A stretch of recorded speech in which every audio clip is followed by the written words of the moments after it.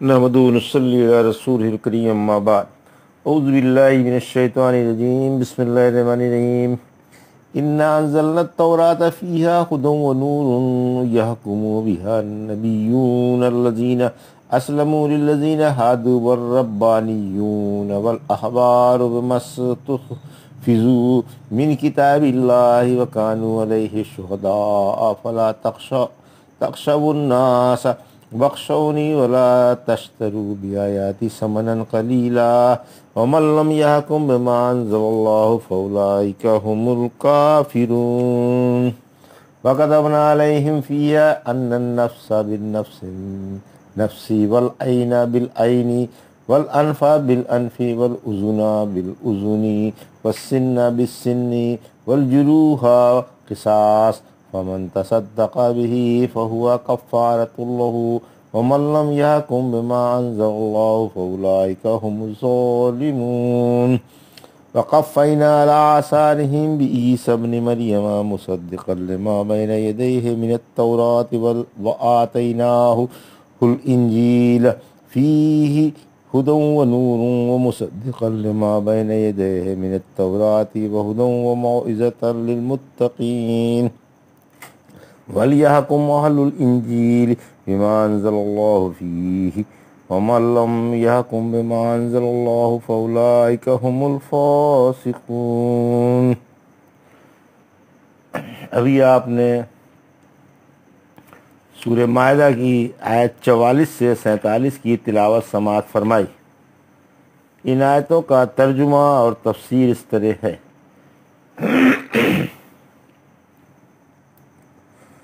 انا انزلنا التوراة فیہا ھدی ونور ویحکم بہا النبیون الذین اسلموا للذین ھادوا والربانیون والاحبار بما استحفظوا من کتاب اللہ وکانوا علیہ شہداء فلا تخشوا الناس واخشونی ولا تشتروا بآیاتی ثمنا قلیلا ومن لم یحکم بما انزل اللہ فاولئک ھم الکافرون۔ آیت 44۔ ترجمہ: یقیناً ہم نے تورات اتاری جس میں ہدایت و نور ہے۔ یہودیوں میں اللہ کو ماننے والے نبی، اللہ والے اور علماء اسی سے فیصلہ کیا کرتے تھے، اس لیے کہ انہیں اللہ کی اس کتاب کی حفاظت کا حکم تھا اور یہ اس پر گواہ بھی تھے۔ لہذا تم لوگوں سے نہ ڈرو، مجھی سے ڈرو اور میری آیتوں سے تھوڑی سی پونجی مت خریدو، اور جنہوں نے اللہ کی اتاری ہوئی کتاب سے فیصلہ نہیں کیا وہی کافر ہیں۔ یہ ترجمہ تھا آیت 44 کا۔ اب تفسیر۔ تورات میں ہدایت و نور ہے۔ اس آیت میں تورات کی تعریف ہے جو اللہ نے اپنے بندے اور رسول موسیٰ علیہ السلام پر اتاری تھی، اور جس میں ہدایت و روشنی ہے، جس کے احکام کے مطابق اللہ کے فرما بردار نبی یہودیوں کا فیصلہ کرتے رہے۔ وہ ان کے احکام کے خلاف نہیں کرتے تھے اور نہ اس میں رد و بدل کرتے تھے۔ اسی پر یہودیوں کے پہلے علماء اور ان کے درویش عمل پیرا رہے اور اللہ کی کتاب مقدس کے احکام کے مطابق جو ان کے سینوں میں اللہ کی امانت ہیں حکم کرتے رہے۔ اور پھر فرمایا، جس نے اللہ کے اتارے ہوئے احکام کے مطابق فیصلہ نہیں کیا وہی کافر ہے۔ کافر کی پہچان۔ اگرچہ یہ آیت اہل کتاب کے بارے میں اتری مگر حکم عام ہے، ہر مسلمان پر اس کا حکم فرض ہے، لہذا کسی کے لیے اس کی خلاف ورزی جائز نہیں، اور جو کوئی اس حکم سے منہ موڑے گا وہ سزا کا مستحق ہوگا۔ رشوت حرام ہے۔ ابن مسعود طرح فرماتے ہیں، رشوت کے بارے میں رشوت حرام ہے۔ پوچھا اس کا حکم کیا ہے؟ فرمایا کفر ہے۔ پھر یہ آیت پڑھی۔ ابن عباس سے اس آیت کے بارے میں پوچھا گیا، فرمایا ایسا کرنا کفر ہے، لیکن یہ کفر ایسا نہیں جیسے اللہ کا یا اس کے فرشتوں کا یا اس کی کتابوں کا یا اس کے رسولوں کا انکار کرنا ہے، یعنی وہ مذہب سے خارج کر دے۔ وَكَتَبْنَا عَلَيْهِمْ فِيهَا أَنَّ النَّفْسَ بِالنَّفْسِ وَالْعَيْنَ بِالْعَيْنِ وَالْأَنْفَ بِالْأَنْفِ وَالْأُذُنَ بِالْأُذُنِ وَالسِّنَّ بِالسِّنِّ وَالْجُرُوحَ قِصَاص فَمَنْ تَصَدَّقَ بِهِ فَهُوَ كَفَّارَةٌ لَهُ ومن لم یحکم بما انزل اللہ فاولئک هم الظالمون۔ آیت 45۔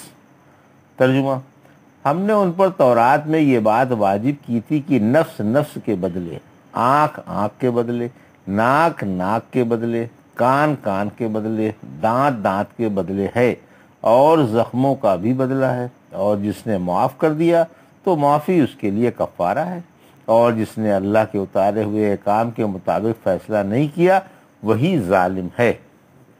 تورات میں بھی قصاص ہے۔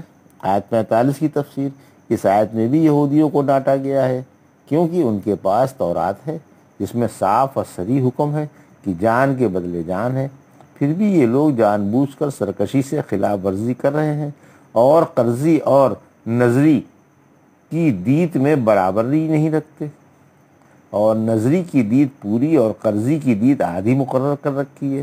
جیسے تورات میں رجم کا صریح حکم ہے، مگر اس کو ٹھکرا کر 100 کوڑے مارنا اور کالا منہ کر کے گدھے پر الٹا بٹھانا، شہر میں گھمانا مقرر کر لیا ہے۔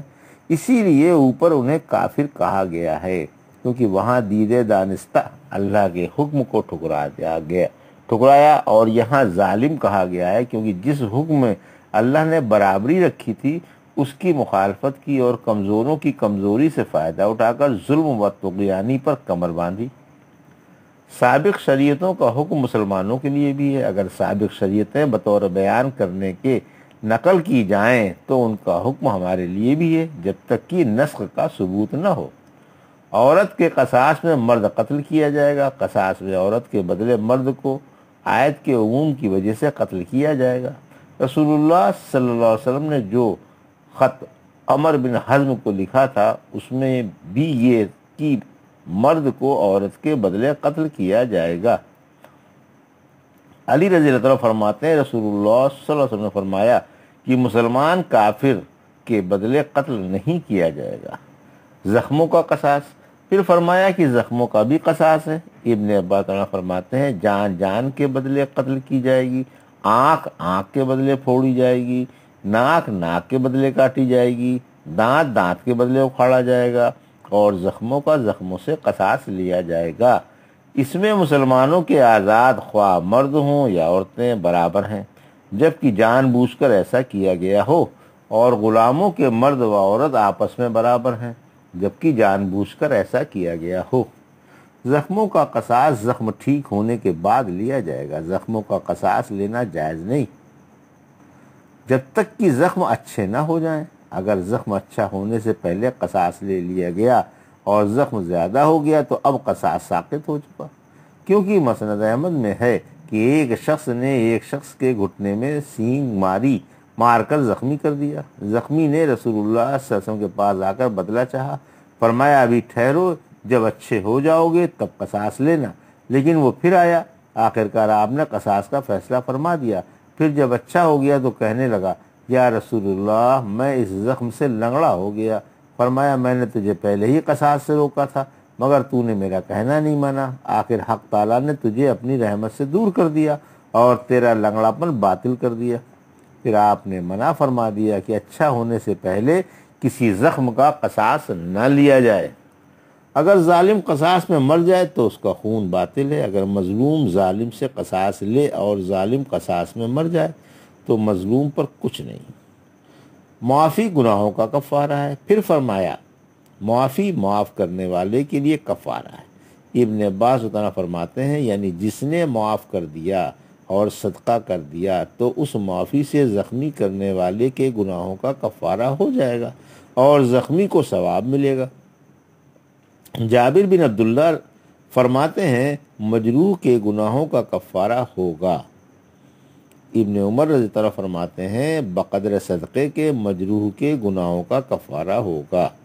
رحمت عالم صلی اللہ علیہ وسلم نے فرمایا کفارہ اس شخص کے لیے ہے جس کا دانت توڑا گیا یا ہاتھ کاٹا گیا، کوئی اور چیز کاٹی گئی یا بدن کو زخمی کیا گیا اور اس نے معاف کر دیا۔ پھر فرمایا بقدر معافی کے گناہ مٹا دیے جائیں گے۔ اگر چوتھائی دیت کی معافی دی ہے تو چوتھائی گناہ، اور اگر تہائی کی معافی دی ہے تو تہائی گناہ، اور اگر کامل دیت معاف کر دی ہے تو سارے گناہ معاف ہو جائیں گے۔ پھر فرمایا جو شخص اللہ کے اتارے ہوئے احکام سے فیصلہ نہ کرے وہ ظالم ہے، یعنی وہ فساد فی ارض کا موجب ہوگا جس سے روکا گیا ہے، اور اس سے ظلم و بین الناس کا رواج ہوگا، اور وہ شخص فاسق و فاجر کے زمرے میں داخل ہو جائے گا جس کا انجام برا ہے۔ وقفینا علی آثارہم بعیسی ابن مریم مصدقا لما بین یدیہ من التوراۃ وآتیناہ الانجیل فیہ ہدی ونور ومصدقا لما بین یدیہ من التوراۃ وہدی وموعظۃ للمتقین۔ آیت 46۔ وَلْيَحْكُمْ أَهْلُ الْإِنْجِيلِ بِمَا أَنزَلَ اللَّهُ فِيهِ وَمَنْ لَمْ يَحْكُمْ بِمَا أَنزَلَ اللَّهُ فَأُولَٰئِكَ هُمُ الْفَاسِقُونَ۔ آیت 47۔ ترجمہ: اور ہم نے ان کے نقش قدم پر ان کے پیچھے پیچھے عیسیٰ بن مریم کو بھیجا جو اپنے سے پہلی کتاب تورات کی تصدیق فرماتے تھے، اور ہم نے انہیں انجیل دی جس میں ہدایت و نور ہے، اور جو اپنے سے پہلی کتاب تورات کو سچا بتاتی ہے اور پرہیزگاروں کے لیے ہدایت و نصیحت ہے۔ انجیل والوں کو اس میں اللہ کے اتارے ہوئے احکام کے مطابق حکم کرنا چاہیے، اور جو اللہ کے اتارے ہوئے احکام کے مطابق حکم نہ کریں وہی فاسق و فاجر ہیں۔ تورات و انجیل میں ہدایت و نور ہے۔ آیت 46 کی تفسیر، یعنی اسرائیلی نبیوں میں سب سے پیچھے عیسیٰ علیہ السلام کو بھیجا گیا ہے، جن کا تورات پر ایمان تھا اور آپ اسی کے احکام کے مطابق حکم فرماتے تھے۔ ہم نے آپ کو انجیل عطا کی جس میں ہدایت و نور ہے کہ اس سے حق کی طرف رہنمائی ہے اور شبہات و شکوک سے بچنے کے لیے روشنی ملتی ہے، اور مشکلات کا حل بھی موجود ہے۔ فرمایا جو کچھ تورات میں ہے وہی انجیل میں ہے۔ انجیل تورات کی تصدیق کرتی ہے۔ چند مسائل میں اختلاف ہے جن میں اسرائیلی اختلافات کا حل موجود ہے، جیسا کہ حق تعالیٰ نے مسیح کی طرف سے نقل فرمایا کہ آپ نے بنی اسرائیل سے کہا، سورہ آل عمران کی آیت 50 میں، تاکہ میں تم پر بعض وہ چیزیں جو حرام کر دی گئی ہیں حلال کر دوں۔ اس سے معلوم ہوا کہ انجیل نے تورات کے بعض احکام کو منسوخ کر دیا۔ فرمایا ہم نے انجیل کو رہنما بنایا، اس سے سیدھی راہ معلوم کر لی جاتی ہے، اور یہ گناہ اور حرام چیزوں سے انسان کو روک دیتی ہے، لیکن اسی شخص کے لیے نصیحت ہے جس کے دل میں اللہ کا خوف ہو اور جو اس کے ڈراووں سے اور عذاب سے ڈرتا ہو۔ آیت 47 کی تفسیر، یعنی ہم نے انجیل والوں کو اس لیے انجیل دی تاکہ اسے ماننے والے اپنے زمانے میں اسی کے مطابق فیصلے کریں اور اس کے تمام احکام پر ایمان لائیں اور ان کی تعمیل کریں۔ اس انجیل میں رسول اللہ صلی اللہ علیہ وسلم کی بشارت ہے، اور جب آپ تشریف لے آئے تو آپ کی اتباع و تصدیق کا بھی حکم ہے۔ سورہ مائدہ کی آیت 68 میں فرمایا، اے اہل کتاب تم کسی دین پر نہیں جب تک کہ تورات و انجیل پر عمل نہ کرو، اور جو کچھ تمہارے اور تمہارے رب کی طرف سے اتارا گیا ہے اس پر بھی۔ سورہ اعراف کی آیت 157 نے فرمایا، جو ان پڑھ نبی کی اتباع کرتے ہیں جسے وہ اپنے پاس تورات و انجیل میں لکھا ہوا پاتے ہیں۔ اسی وجہ سے یہاں فرمایا کہ جس نے اللہ کے اتارے ہوئے احکام کے مطابق حکم نہیں کیا وہ فاسق ہے، یعنی اپنے رب کی اطاعت سے خارج ہے، باطل کی طرف جھکا ہوا ہے اور حق چھوڑے ہوئے ہے۔ یہ آیت عیسائیوں کے بارے میں اتری ہے۔ انداز بیان سے یہی بات ظاہر ہو رہی ہے۔ یہ تھا ترجمہ اور تفسیر سورہ مائدہ کی آیت 44 سے 47 کا، جو ابھی آپ نے سماعت فرمائی۔ بارک اللہ لی ولکم فی القرآن الحکیم ونفعنا ایاکم بآیات الذکر الحکیم۔